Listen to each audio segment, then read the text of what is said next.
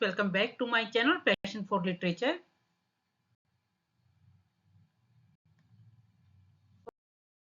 और आज इस वीडियो में मैं लेके आई हूँ आपके लिए एक और इम्पोर्टेंट नॉवल जिसकी समरी आज हम करेंगे। इसका नॉवल का नाम है Kipps the story of a simple soul.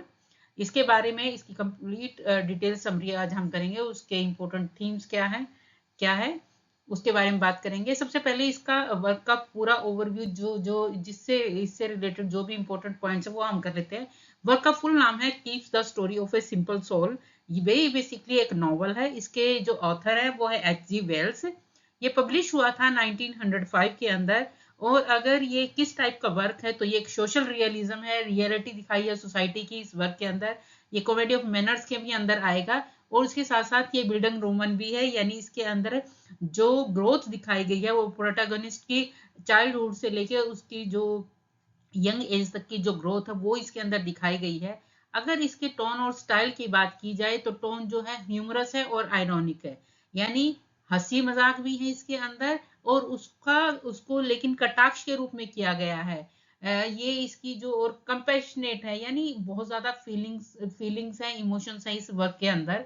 और ये जो राइट किया गया है सिंपल लैंग्वेज में राइट किया गया है और इसका जो है प्रोज स्टाइल में है। इसके थ्रू जो है इस वर्क के थ्रू वेल्स ने जो सोशल क्रिटिसिज्म किया है इस वर्क के अंदर दिखाया है, सोसाइटी का जो है सोसाइटी के ऊपर कटाक्ष किया है और उन्होंने ये सब किया है, रियलिज्म और सटायर किया है। ये हमेशा H.G. वेल्स की कंपैरिजन जो है चार्ल्स डिकेंस के साथ की जाती है, क्योंकि चार्ल्स डिकेंस के वर्क्स के अंदर भी जो है जो ऑर्डिनरी पीपल हैं, जो आम लोग हैं, उनके तरफ सहानुभूति दिखाई जाती है। तो सेम जो है H.G. वेल्स ने अपने वर्क के अंदर किया है, तो इसलिए चार्ल्स डिकेंस की और H.G. वेल्स की कंपैरिजन की जाती है। वेल्स के वर्क जो है ये इन्होंने काम किया था इस नॉवल के ऊपर, Kipps the story of a simple soul के ऊपर 7 साल तक काम किया था। और उन्होंने जो कंप्लीट किया था, जो ड्राफ्ट तैयार किया था, उसका ड्राफ्ट का नाम था, ये यूजीसी नेट में ये क्वेश्चन पूछ लिया जाता है कि जो ये वर्क था इसका पहले जो ड्राफ्ट तैयार हुआ था, यानी पब्लिश होने से पहले जो ड्राफ्ट तैयार किया था उसका नाम क्या रखा गया था। उसका नाम रखा गया था द वेल्थ ऑफ मिस्टर वेडी। और ये कंप्लीट हो गया था 1899 के अंदर। और जो नॉवल फॉर्म में जो आज हमें मिला है, जो नॉवल फॉर्म में आज हम पढ़ते हैं, वो पब्लिश हुआ था मई 1904 के अंदर। तो और ये पब्लिश हुआ था 1905 के अंदर। तो ये इंपॉर्टेंट पॉइंट्स हैं जो आपको याद रख रहे हैं। ये माना जाता है कि वेल्स का जो है अपने जो फेवरेट जो वेल्स के वर्क हैं उनमें से सबसे फेवरेट वर्क यही है H.G. वेल्स का।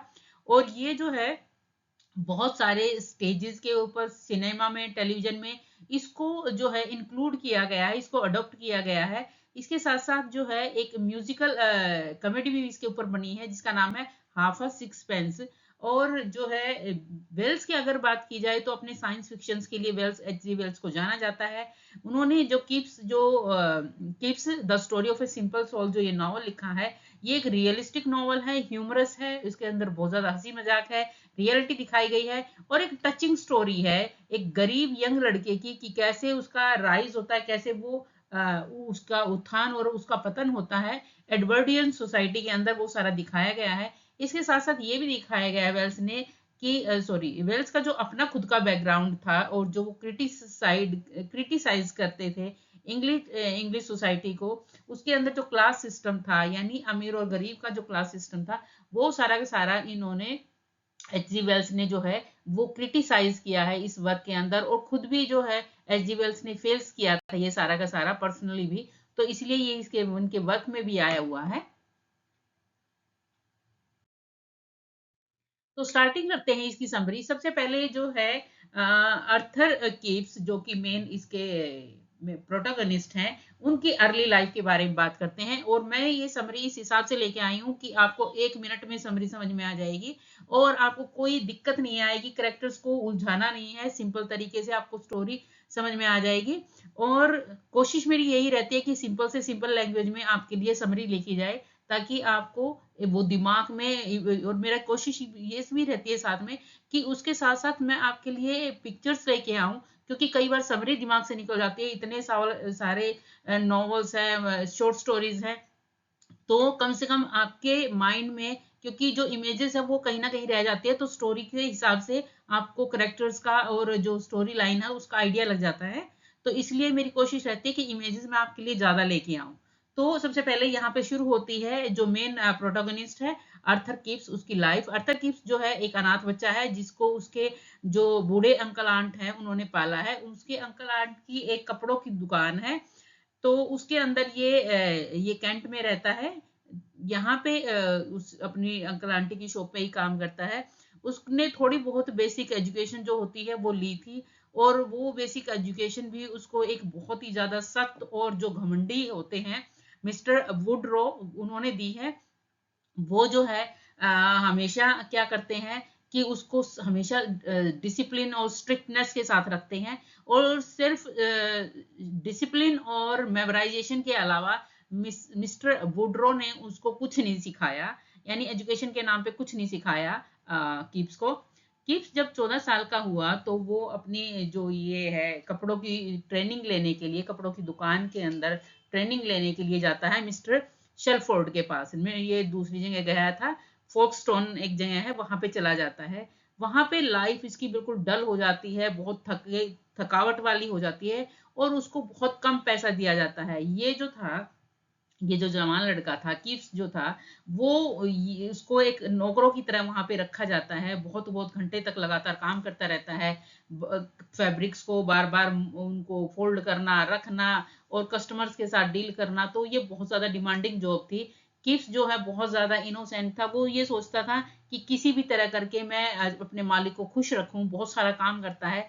लेकिन बाद में वो रियलाइज करता है कि यहाँ पे तो वो फंस गया है और उसकी कोई भी इंपॉर्टेंस यहाँ पे नहीं है, क्योंकि मिस्टर शेलफोर्ड जो थे बहुत ज्यादा रूड थे, और उसका पैसा भी जो है उसको प्रॉपर ढंग से नहीं देते थे। उसके बाद यहाँ पे जो है जो इसका नेचर था, किप्स का नेचर वो बचपन से ही, जन्म से ही लगा लो, बहुत ही सोशल नेचर था उसका।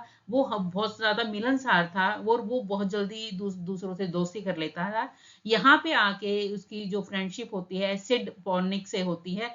सिड जो है वो पास में ही लोकल कारपेंटर था, उसका लड़का था। और सिड की एक छोटी बहन थी जिसका नाम था एन। एन पॉर्निक, एन जो है वो सिड की जो है सिस्टर थी छोटी, और ये किप्स की फ्रेंड बन जाती है। दोनों बचपन में जो है बहुत ज्यादा फ्रेंड्स, क्लोज फ्रेंडशिप होती है दोनों की, और दोनों जो है अपने पीस ऑफ वुड के ऊपर अपना नाम लिखते रहते थे अपना अफेक्शन दिखाने के लिए। एंड जो है उसको 6 पेंस देती है अपने प्यार के तौर पे, जब वो यहाँ पे जो मिस्टर शेलफोर्ड के पास था, तो यहाँ पे जो है ये उसको देती है जब वो यहाँ से छोड़ के जाता है। उसके बाद जो है जब किप्स लेकिन यहाँ से जब चला जाता है, तो उसके बाद एन के साथ उसका कोई कनेक्शन नहीं रहता, कोई टच नहीं रहता, और वो उसको कहीं ना कहीं भूल जाता है।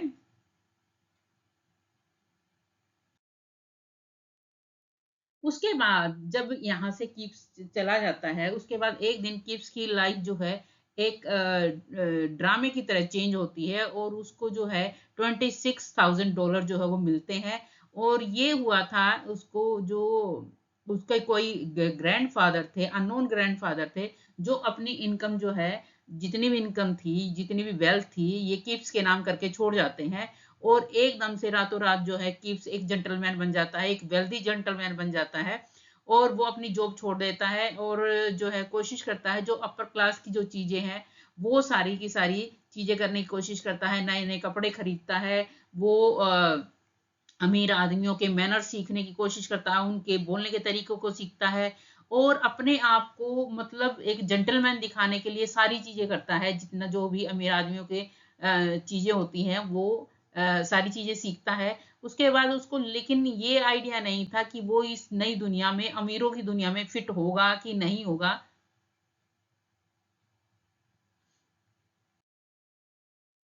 उसके बाद जो है इन्फ्लुएंस होता है उसके ऊपर कोर्ट का। कीप्स जो है, चीटरलो जो है एक बहुत ही चीयरफुल और एक्टर प्ले राइट था, जो कि उसको सबसे पहले बताता है कि तुम्हारे जो है इतने पैसा तुम्हें मिला है तुम्हारे अपने जो तुम्हारे पूर्व जो तुम्हारे दादा परदादा छोड़ के गए हैं उनसे, और तुम्हें ज्यादा जो है टेंशन लेने की जरूरत नहीं है। अपना तुम्हें इतना पैसा मिला है, खूब उसको उड़ाओ, एंजॉय करो अपनी लाइफ को, वो सारा का सारा बताता है। लेकिन बाद में कीप्स जो है मिस्टर कोट से मिलता है। मिस्टर कोट जो है एक सेल्फ इम्पोर्टेंट थे, और वो वेल मीनिंग मैन थे जो अब उसको गाइड करते हैं कीप्स को कि तुम्हें एक प्रॉपर जेंटलमैन बनना कैसे है। कोर्ट उसको बताते हैं कीप्स को कि जो अमीर आदमी है उनके तौर तरीके कैसे हैं, उनके मैनर्स कैसे हैं।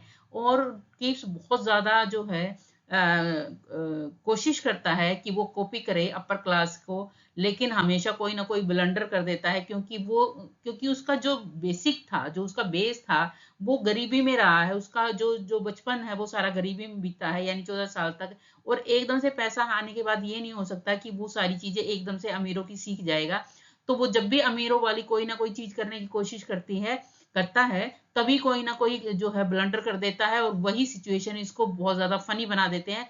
लेकिन बहुत ज्यादा पिटीफुल भी हो जाती है सिचुएशन, क्योंकि एक गरीब आदमी जब कुछ करने की कोशिश करता है तो कैसे जो है उसकी लाइफ में दिक्कतें आती हैं, वो सारा का सारा इसके अंदर दिखाया गया है। और इस कहानी को, ये जो इसका जो स्टाइल है, वो अगर आपको समझना है तो बहुत सारी हिंदी मूवीज भी बनी हुई हैं। एक अमिताभ बच्चन की याराना भी है, जिसमें नीतू सिंह अमिताभ बच्चन को एटिकेट सिखाने की कोशिश करती है कि उसको कैसे डांस सीखना चाहिए अमीरों की तरह। वो एक डांसर बनाना चाह रही है, तो वो कोशिश करती है कि तुम्हें गाना कैसे है, खड़े कैसे होना, चलना कैसे है। लेकिन वो कुछ भी करने की कोशिश करता है तो कहीं किसी को लात मार देता है डांस करके। तो वो उससे आप सिचुएशन समझ सकते हो कि यही रीजन है कि ये नॉवल जो है ह्यूमरस भी है, लेकिन बहुत ही ज्यादा पैशनेट है। ये सेंसिटिव भी है ये नॉवल। उसके बाद जब यहाँ पे सोशल सर्कल उसका बनता है, अमीरों के बीच में उठने बैठने लग जाता है क्योंकि काफी पैसा उसको मिल गया था। तो उसके बाद यहाँ पे कीप्स को जो है एक लड़की से प्यार होता है जिसका नाम था हेलन वॉशिंगम। ये एक बहुत ही सुंदर लड़की थी, लेकिन बहुत ही ज्यादा एम्बिशियस थी। और ये जो थी, इसकी फैमिली पहले बहुत ज्यादा अमीर थी, लेकिन बाद में जो है कुछ हुआ और इनकी सारी की सारी दौलत जो है वो चली गई। तो हेलन और उसकी मदर जो है ये देखती हैं कि कीप्स के पास काफी पैसा है, तो हम जो है फाइनेंशियल जो है स्टेबिलिटी ढूंढ रही थी। तो ये सोच रहे थे कि चलो कोई बात नहीं, हेलन की शादी अगर कीप से हो जाती है तो हम स्टेबल हो जाएंगे। उसके बाद कीप्स जो है बहुत ज्यादा ये सोचता है कि वो क्या करे, नर्वस भी होता है, प्यार भी करता है, लेकिन वो जो उसको लगता है कि मैं जो है वर्दी हूँ या नहीं हूँ, क्योंकि इसी चक्कर में उलझा रहता है वो। मतलब वो कंफ्यूज रहता है कि क्या जो सारी चीजें हैं वो सीख रहा है, क्या वो उसमें फिट हो रहा है। हालांकि यहाँ पे आके हेलन और की जो है वो एंगेजमेंट कर लेते हैं। हेलन जो है उसको एजुकेट करने की कोशिश करती है, क्योंकि जैसे मैंने बताया कि गरीबी में से निकला हुआ था। तो वो उसको सिखाती है कि कैसे बोलना है, कैसे पढ़ना है, कैसे बिहेव करना है जेंटलमैन की तरह। उसके बाद ये कहता है सॉरी, लेकिन वो जो है उसको, उसकी हैबिट्स जो थी वो लोअर क्लास वाली हैबिट्स थी। तो वो उससे चिढ़ती है, लेकिन इन चीजों से कि कैसा है, मतलब सिखाती तो है, लेकिन वो हालांकि उसको खराब भी लगता है कि कैसे लोअर क्लास है ये। उसके बाद जो है किप्स कोशिश करता है हर चीज को अडॉप्ट करने की, लेकिन धीरे धीरे उसको लगता है कि कहीं ना कहीं मेरा जो जो एनवायरनमेंट है वो ठीक नहीं है। वो कुछ सोचता है, महसूस करता है कि अपर क्लास के अंदर सिर्फ दिखावा है और आर्टिफिशियलिटी है, यहाँ कुछ भी रियल नहीं है। और वो क्वेश्चन करने लगता है कि क्या पैसे ने उसको खुश खुश किया है, क्या उसको पैसे से खुशी मिली है, या पैसे ने उसको सिर्फ कंफ्यूज कर दिया है। उसके बाद धीरे धीरे चीजें जो है और भी जो है खराब होती जाती हैं। किप्स का जो भाग्य था, किस्मत थी, फिर से डगमगा जाती है। और उसके बाद क्या होता है, उसका बिजनेस जो है खराब होना शुरू हो जाता है।